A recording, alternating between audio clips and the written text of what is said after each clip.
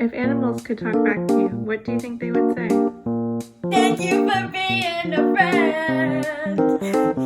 I am so excited today. I have two of my favorite people. It feels like they're in the room with me, and we are going to talk about plant-based parenting. So I've got two sons, 7 and 3, and like Jules said, they have both been plant-based pretty much since birth. William wasn't 100% plant-based until he was probably like 15, 18 months old. But otherwise, they don't really have any awareness of sort of like not having been eating vegan foods or plant-based foods. I have one daughter, she's 10 years old, and Maddie, as well as the rest of our family, went plant-based when she was 6. So it was a big transition for her at that age, but it ended up being a wonderful experience and still is. What did that time period look like for your family? So that was a tricky time. Maddie was very much a mac and cheese, chicken nuggets kind of a 6-year-old. She loved it. She didn't like the milk in a box at first, so it was a little tricky for her. But as we weeded out a lot of the animal products in our house and just didn't have them available, she realized that this was going to be our new way of life. And then eventually it took about, I'd say, like 5 or 6 months for her to be fully on board. And then she went with it, and she's a huge advocate now. Did you do the like Annie's vegan version, or did you like make a transition that way with those kinds of foods? Yeah. We did, absolutely. Like she's a huge fan of the Gardein chicken sandwiches, mini chicken sliders. So those were a big help for our transition period. I think that did sort of help, just replacing it instead of the chicken nugget that actually came from a chicken. Now you have something that came from a plant. So it did help ease the transition. Because they both have just eaten the stuff that we've always eaten, we didn't really have to have those sort of things. We don't do too many of the like Gardein stuff with them. And I really think that's just because when they first started eating food, they both gravitated towards the regular, vegetables, fruits, like things like that. And I kind of often joke that William, my oldest, is like a raw vegan because he'll eat, an entire bag of carrots or an entire thing of strawberries and be fine. And honestly, I think more it's myself that needs the transition items sometimes because I did grow up eating Kraft macaroni and cheese and, pizzas and things like that. So sometimes the transition items are more for me, which is kind of interesting and sort of speaks to, if you are feeding your kid a certain food early on, that's just what they get used to. So Kate and I have known each other since kindergarten, and our moms were besties too. We would every day after school go for fast food. Have you thought about that in terms of raising Maddie and your own preferences? Because it's been fascinating to hear from Robin how her kids just don't even really think about that food because they haven't really been exposed to it. And it started at such a young age, and it's so interesting to me. So we were very fortunate our last 3 years to be living in Germany, and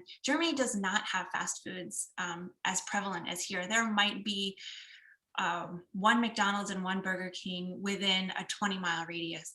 So I think that did actually help our transition because it wasn't in our face all the time. It wasn't like driving down the street and there's a, fast food, like all the chains everywhere. That's just not how Germany was for the past 3 years for us.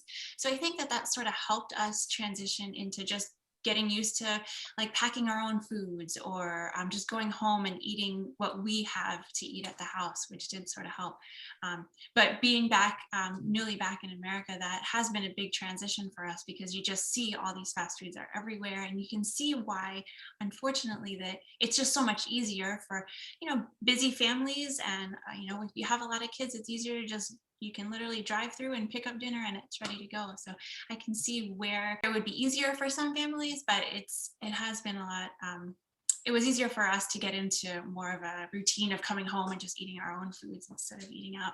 We'll definitely come back to some tips that both of you might have about meal prep, dinners, school lunches, because I think that convenience factor is a huge roadblock for a lot of people when they think about going plant-based. So put a pin in that, because what I want, a top topic that I want to cover today, because I'm imagining a lot of parents out there are thinking, I hear all of this scary stuff that's going on in the world, and I want to make more plant-based choices, but I don't know how to handle those kinds of questions that my kids might have.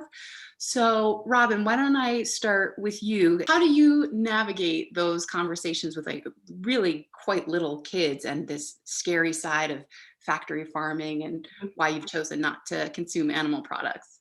Yeah, that's a great question. So for me, with my kids, my littlest is 3, so we really haven't, gotten into sort of the gory details of what goes into a lot of the food that people eat. But with my oldest, um, I am probably I'm very honest with him, but I use language that's appropriate for his age. So I guess that's the best way to put it. I think that if you need to hide the reality of food from your children, that is a red flag about that food. I can take my kid to the grocery store and we can look in the produce aisle and I can talk to him about where all of the pears and the oranges and the spinach and the kale come from. You should probably be able to do the same thing if you're going towards the deli counter. People should know where their food is coming from. And maybe that won't change their decision, but they should still understand, how this got to the grocery store. We also bought the Ruby Roth books. She has, I think, 3, and one is like an ABC book with vegan. So like B is for bean, stuff like that. And it was great. And it sort of subtly starts talking about some of those topics. There's another one called Why We Don't Eat Animals. So extremely straightforward. It has, illustrations in it, and they're not super graphic, but they definitely let you have a conversation around them. They show animals in cages. They show, just large groups of cows, things like that. So you can start to explain to your kids, what is that? And with my son, William, the oldest, we were very clear with milk was big. He was going to be going to a daycare. I knew that they were going to be offering milk, and we made it very clear, he doesn't drink cow's milk.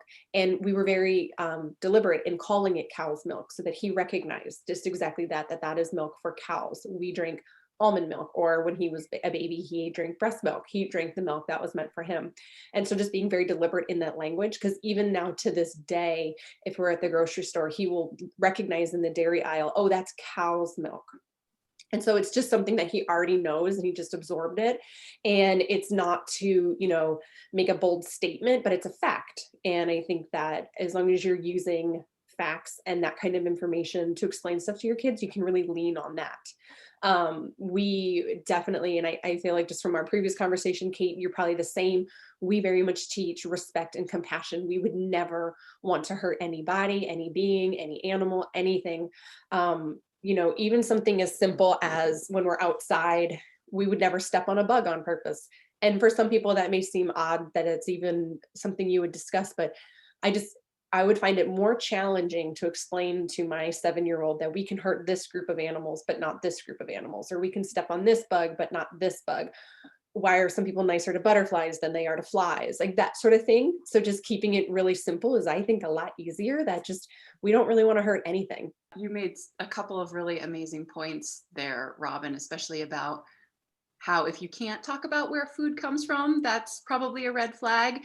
And just this idea that all beings deserve equal respect is such a great foundation, especially now that we're living in such a divisive world and what we're seeing right now. So that is really cool. And I know, Kate, you mentioned that Maddie is now an activist, and I'm curious how that transition started. And I know that you and Chris were diving into plant-based living for health reasons, had these amazing results. So I'm wondering if the conversations were originally more about how good the food was for your bodies, and then it moved into more of the activism side of things, or how that all went down. Yeah, absolutely. So you're right. We did start with it being more of a health-based reason, a switch for us. And when she saw that Daddy no longer had to take medicines to not feel, when he wasn't feeling well, I mean, she noticed the orange bottles were no longer on the kitchen counter, that Daddy felt better. There was a huge shift that she recognized and she saw. I was feeling better. Daddy was feeling better. She started feeling better. And we also we did a lot of talking about how our food is grown, it's not born. And just that kind of dialogue really helped, I think, her just being able to understand, like, okay, we grow our food, or we don't eat animals or animal products. And Maddie has absolutely turned into quite the animal activist. A lot of the times people ask me or question me on how I eat my seaweed or my raw vegetables, like carrots or celery.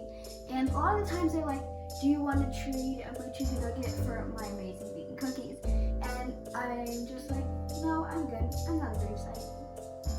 So even though it did start, our transition to plant-based living did start for health reasons, it has definitely far spread and outreached to all of the animal activism that we enjoy being a part of, like Robin was saying, about making sure that we are not only showing compassion to animals, but to insects as well. And Maddie right now is on a big kick about the animal testing and all the required animal testing for different makeups and lotions and stuff like that has to go to China. Like that's been one of her big research topics that she's been working on. From the time I met this child, I wished I could be her when I grew up. That's how it was.